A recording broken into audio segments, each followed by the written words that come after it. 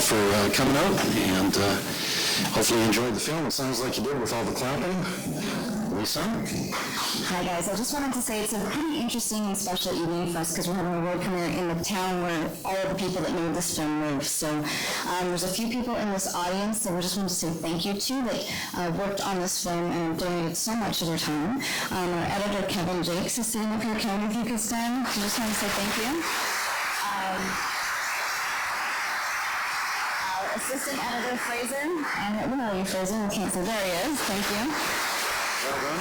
Yep, great job, lots of hours. And just people like Eric and Nicole who are here too, I don't know if they want to stand up, but just people that you saw in this film that really have helped a lot. And Wally is also here. These are just people that have really helped to get this project off the ground and to help make it to where it is. I don't know if Doug is here, but anyone who's here that I haven't said thank you. Sonia who's volunteered. I know there's people who have been very supportive of this. Thank you very much. I'll leave you with your filmmakers to answer questions.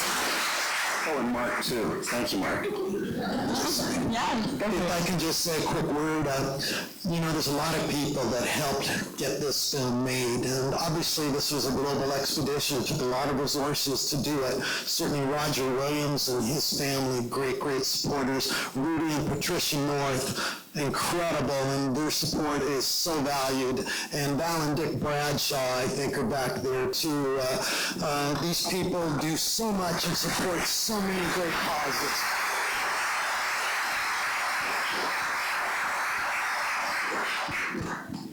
To the filmmakers now. Any questions?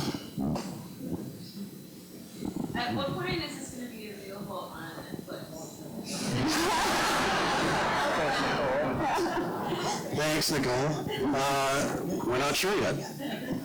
No date yet, but hopefully by 2017. We're doing a festival run first, and it'll go to broadcasters around the world. And we have an international distribution plan, and Netflix will hopefully be part of that. Great job. It was beautiful. Thank you, and thank you. I wonder if, actually, there's two questions. Yeah. Oh, sorry. So I wondered what jeans you're wearing. And also, Actually, my jeans, the denim comes from Mattel Denim. It's a company in Toronto called Metropolitan Attitude, and they're doing everything best practices and sustainability as possible. I knew somebody would ask that question. and my next question actually was more toward the perhaps Canadian, but at first the BC school system. Do you think that perhaps by sharing it with the BC school system at the high school age, that it would make a big impact on our future generation? Yes, we do. That's indeed a big part of our release campaign. We want to get straight to the schools. We're looking at that right now. Reaching out to both universities. We started high schools a couple of years back just to see what kind of classes they were teaching in sustainability and social impact, and so we're starting there. Great. Part of what you saw at the end, yourchoiceyourvoice.com, is a campaign in that direction too, for just a place to talk about sustainable fashion and sort of give people the opportunity to see some of the companies that are doing great things. Thanks for opening my eyes as well. Yeah, actually just with Your Choice, Your Voice, that was something that we started. And again, it's a positive place for people to go. One of the big questions we've been asked, we've screened this film a couple of times for a focus group and in Washington, D.C. for the D.C. Environmental Film Festival last year. And that's what we get asked is like, what do I do now? What's next? And so we really wanted to come up with something that there are brands out there doing stuff like this one, Metropolitan Attitude. Patagonia is also doing stuff. Levi's is actually, doing a waterless brand as well. So there is more information available through that site.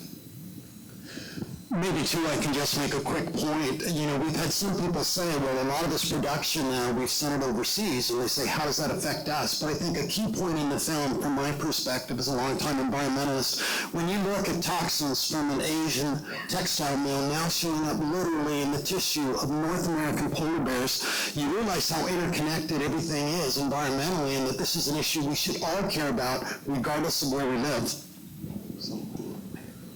I also, and just that point about the consumer too, the fact that ethical jeans still a very, very small percentage of the market, but I think the consumer can have such an influence in making that a much bigger part of the market in the not too distant future.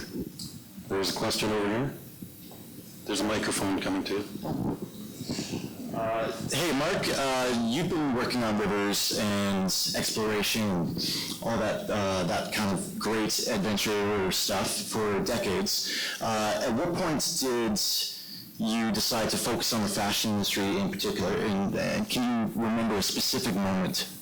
Well, all of these rivers I had been on before, and it really bothered me. I do these trips. I've been involved in a lot of different river issues with a lot of different industries, and it always bothered me that the impacts of fashion that are so dramatic and so serious that they did fly under the radar. That one of the reasons we decided to take this focus was that a lot of people didn't make the connection between the clothes we wear and the environment. But it is such a big issue. At the same time, fashion is very consumer sensitive. So we felt that if more people knew about this issue, if more people looked at the clothing they bought, if they started to simply, if nothing else, ask questions of retailers, how is this clothing made? Where did it come from? That in itself would drive so much change. I mentioned the food industry in my earlier comments. Who would have guessed, and just how the consumer has changed that industry, who would have guessed a decade ago that there would now be such a demand for things like organic products or free-run eggs or certified sustainable foods? It's the consumer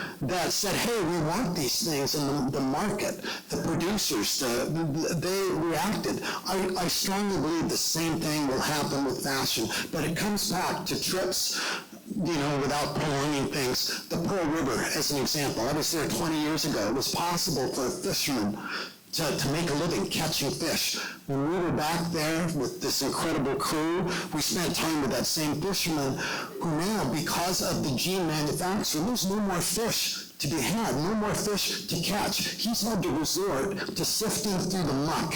He brings up shovels of muck from the river bottom. He sifts through them to find worms that he can then go sell to pet shops.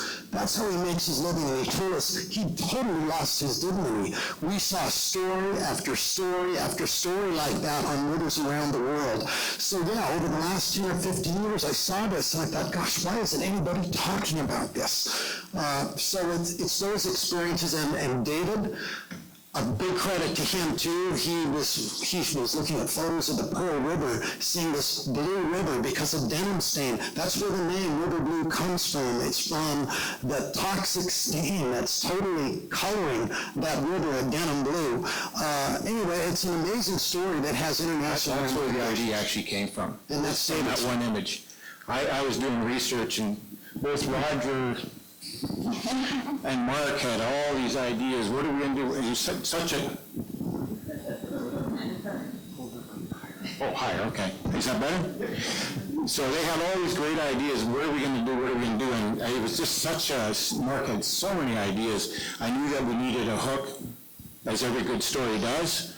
And I started my research, and after a couple of days, I came across an image from NASA that basically had this river that totally turned blue, and I looked and I thought, oh my God, what the hell is that? And when I did a little bit of research, I found it was the Pearl River, and the blue stain that they saw from outer space was actually from this city in China where all the blue jeans that were basically coming to North America were being manufactured. And I saw that and I said, wow, that's a powerful picture, and went back to Mark and Roger. I said, this is our hook. This is where we start the story from.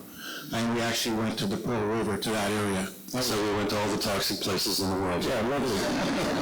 There's a question over here.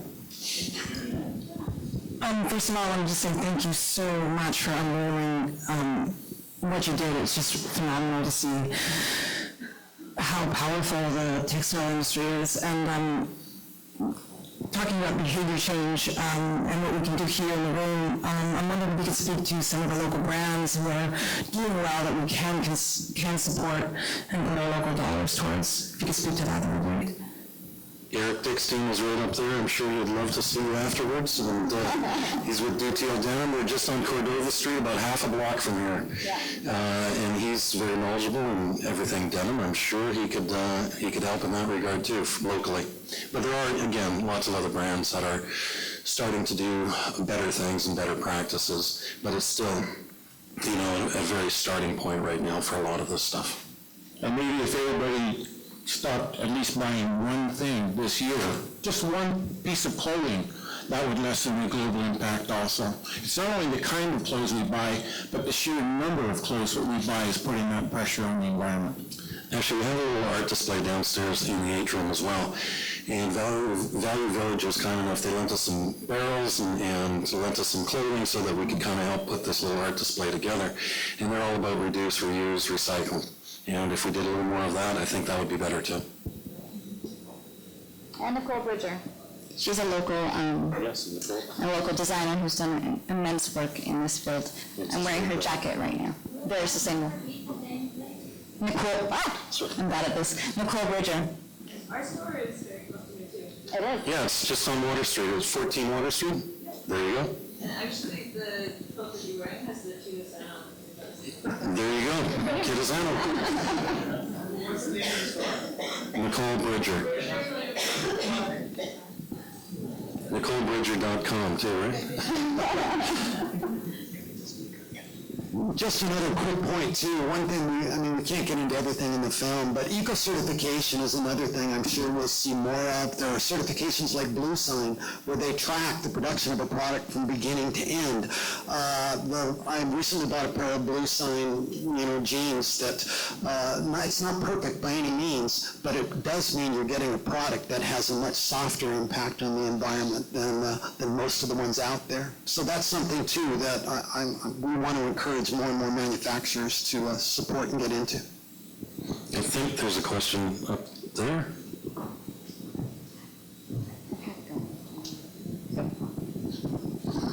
Patagonia is another brand as well. They're in, I think, West 4th. I've got a pair of their jeans, and they also have, they're becoming much more sustainable as well.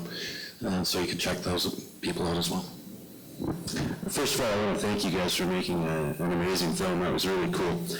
But my question is with respect to ozone treatment and the laser treatment, and I'm sure there's other technologies out there. New means of treating denim. What effect do technologies like that have on the overall energy consumption of the production process? Is that something that's known at this point, or? I believe it is actually substantially less. I don't have actual specifics, but the ozone technology, it just doesn't use any water, so the whole process is just much simpler, and by being much simpler, it's going to use a lot less water and electricity. Okay, well, that's about all the time that we have for today. There will be a reception in the atrium downstairs that you are all invited to. And if this piques your interest, be sure to check out the Creator Talk tomorrow. Roger Williams and Denis Delestrac will be talking about similar issues. And please join us during the atrium. Thank you.